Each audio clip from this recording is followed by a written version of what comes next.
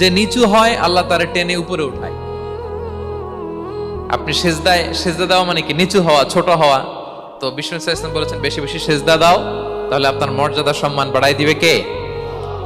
সম্মানিত ভাইয়েরা, আমরা শুধু সেজদায় যে সুবহান রাব্বিয়াল আলা এটাই পড়ি, 3 বার শুধু এটাই পড়ি, কিন্তু বিষ্ণু ইসলাম সেজদায় যে আরো অনেক দোয়া পড়তেন, সেগুলো কি পড়েন আপনারা?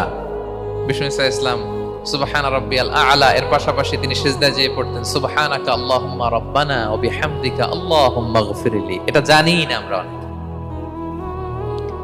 সুবহানাকা আল্লাহুম্মা রাব্বানা ওয়া বিহামদিকা আল্লাহুম্মা গফিরলি এর অর্থ হচ্ছে, হে আমার রব, আপনার পবিত্রতা ঘোষণা করছি, আপনার প্রশংসা আমরা করছি, আল্লাহ আপনি আমাকে ক্ষমা করে দেন, আল্লাহুম্মা গফিরলি। এই দোয়াটা বিষ্ণু ইসলাম পড়তেন।